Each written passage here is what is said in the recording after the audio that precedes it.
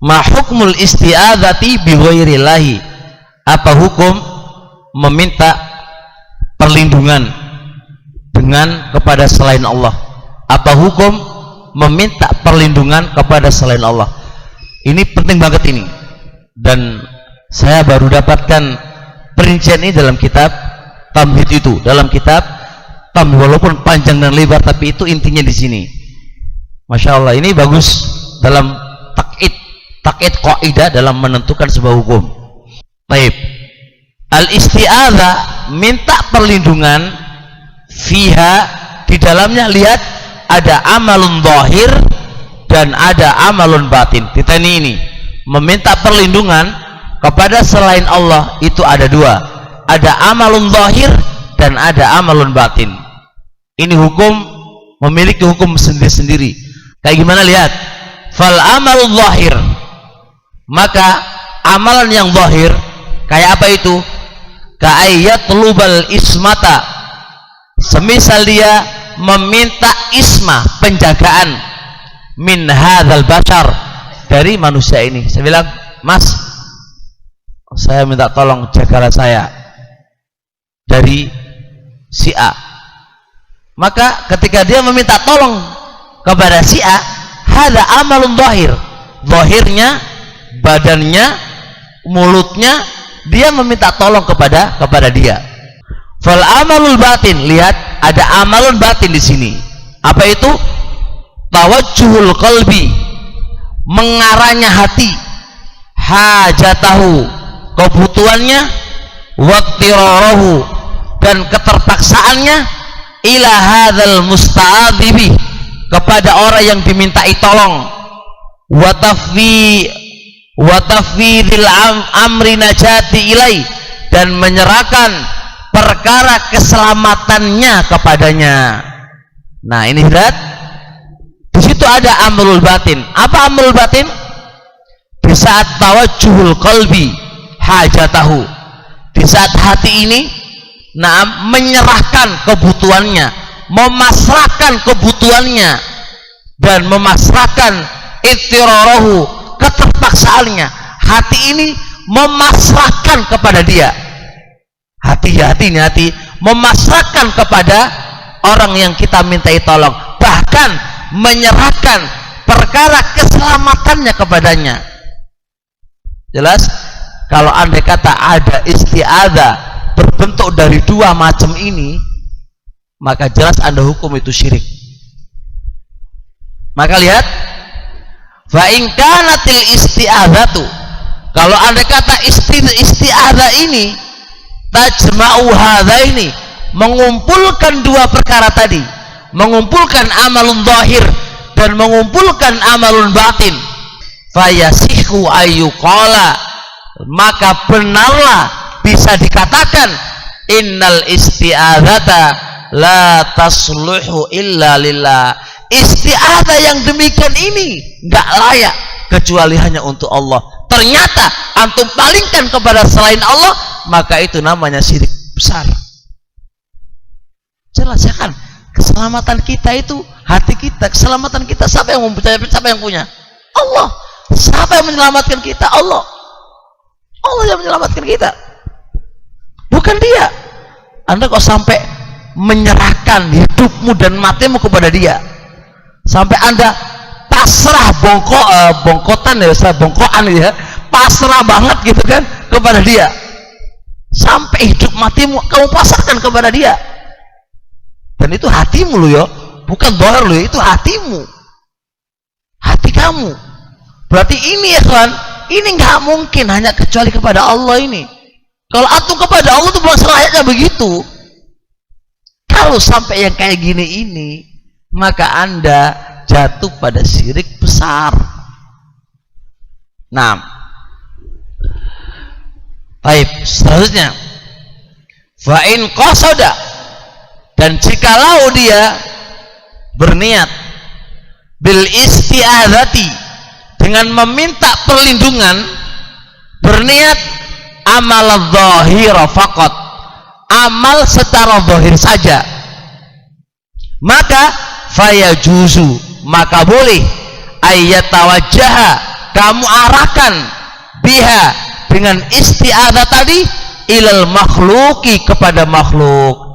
Jadi ketika Anda meminta tolong kepada si A, wahai teman, saya lagi punya masalah, bisa atau bantu kami, bisa enggak kau melindungi kami, sekedar amalul zahir saja, maka ini boleh. Hati Anda bukan ke dia, tapi hati kita kepada Allah Subhanahu wa ta'ala. Tawajjuh hati kita bukan kepada dia, tapi kepada Allah Subhanahu wa ta'ala, maka ini boleh. Karena semua makhluk memiliki kemampuan untuk membantu kita dan menyelamatkan kita. Punya, karena ini punya. Tapi kalau sampai keselamatan kita, semua hidup kita, nggak bisa, itu hanya milik Allah semata. Paham ini, ikhwan? Harus jeli, ingat, harus jeli. Jangan sampai salah di dalam menghukumi seseorang. Harus jeli banget. Ini kaidah penting di dalam memahami isti'adzah. Kapan dikatakan boleh dan kapan dikatakan tidak boleh. Kapan dikatakan syirik dan kapan tidak dikatakan enggak syirik. Sehingga fa'al hadza, dengan memahami ada amalun zahir dan ada amalun batin, dengan memahami perkara tadi, fa'al hadza yuhmalu kullu dalilin fi mahallihi. Maka masing-masing dalil ditempatkan pada tempatnya. Karena ada dalil yang membolehkan, ada dalil yang menyatakan syirik, ada dalil yang membolehkan dan ada dalil yang tidak membolehkan. Lah, dalil yang membolehkan kita bawa kemana? Kita bawa itu hanya amalun zahir saja. Dan dalil yang tidak membolehkan, kapan kita bawa? Kalau terkumpul padanya amalun zahir dan amalun batin. Kita lihat masalan, yaqulullah azza wa jalla, wa annahu kana rijalun minal insi ya'udhuna bi rijalin minal jinni fazadahum rahaqa. Lihat sini, ada bagian dari manusia meminta perlindungan kepada jin, maka justru itu menambah kepada mereka kehinaan dan kelemahan. Berarti nggak boleh dan itu syirik. Kapan ini dihukumi syirik? Sampai dia meminta perlindungan kepada jin. Karena apa? Karena ijtama'a fihi, karena terkumpul padanya amalun batinun wa zahirun fayakunu syirkan. Terkumpul di dalamnya ada amalun zahir dan amalun batin, maka menjadilah hukumnya itu syirik. Amma qauluhu ta'ala, adapun firman Allah Ta'ala fi qissati Musa, tentang kisah Nabi Musa, fi rajulin, tentang seorang laki-laki, istaghatha Musa, dia meminta perlindungan, istaghatha bi Musa, pakai ba, bagus. Istaghatha bi Musa, meminta perlindungan dengan Musa alaihi salatu wassalam. Maka fastaghatha, maka Musa pun memberikan perlindungan kepadanya. Maka berarti seorang laki-laki tadi ketika meminta perlindungan kepada Musa, itu apa? Amalun zahir, bukan amalun batin. Maka boleh Musa pun memberikan pertolongan, memberikan keselamatan kepadanya. Maka dengan cara yang kayak gini ini bisa menempatkan dalil yang membolehkan dan bisa menempatkan dalil yang tidak membolehkan. Jelas? Dengan cara istighatsah itu ada, isti'adzah itu ada amalun zahir dan ada amalun batin. Au naqulu, atau kita katakan bi ibaratun ukhra, dengan bahasa yang lain. Perhatikan, walaupun bahasa ini yang akan Anda sebutkan itu adalah sering kita dengar, tapi perinciannya, pendetailannya kadang-kadang kita bingung. Apa itu? Lihat, hukmuhu syirkun akbar, hukum isti'adzah itu syirik besar. Idza kana, apabila ada yastaghitsu bil makhluk, dia minta perlindungan kepada makhluk, fima la yaqdiru alaihi illallah, pada perkara yang tidak mampu kecuali hanya Allah. Tapi gimana perinciannya? Yang tidak mampu kecuali kepada Allah, ini gimana perinciannya? Begitu aja. Itu kan yang ma'ruf itu. Kapan meminta perlindungan dikatakan syirik besar? Kalau dia meminta perlindungan kepada selain Allah, yang mana perkara itu tidaklah mampu kecuali hanya Allah, kan begitu. Tapi kalau kita renungkan dengan ibarat yang di depan, itu lebih memahamkan kepada kita. Kalau sudah ada amalun batin, ikhwan, penyerahan urusan, ya kan, keselamatan, ini bukan miliknya makhluk, ini miliknya Allah ini.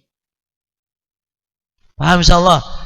Penyerahan kesembuhan. Jadi kalau minta ya, antum sakit, datang ke dokter, wes dok, aku serahkan hidupku kepada kamu dok, hanya kamu, ya ini sudah nggak benar ini, gitu loh ya kawan. Jadi itu masalahnya, karena sudah penyerahan perkara, pemasrahan perkara, dan ini hati, ini amalan hati ini berat masalahnya. Makanya sering terjadi kesyirikan kayak gini ini, makanya kita nggak merasa aman, nggak dapat hidayah, karena selalu menyekutukan Allah kan, itu loh. Nah itu. Wa amma hukmuhu jaiz, adapun hukumnya boleh. Idza kana yastaghitsu bil makhluk, apabila dia meminta perlindungan dengan makhluk, fima yaqdiru alaihi ghairullah, selain Allah pun mampu memberikan kepadanya, kama hasala min sahibi Musa, sebagaimana terjadi pada temannya Musa. Maka ini boleh, karena itu hanya amalun dhahir saja. Amalun dhahir selain Allah itu mampu memberikan apa? Perlindungan. Ya wes sudah, kalau kita bantu kamu di rumah saya, ya sudah kan, ya wes tak bantu kamu untuk kamu kuselamatkan. Ada kalau amalun dhahir insya Allah mampu. Tapi kalau udah amalan hati nggak bisa.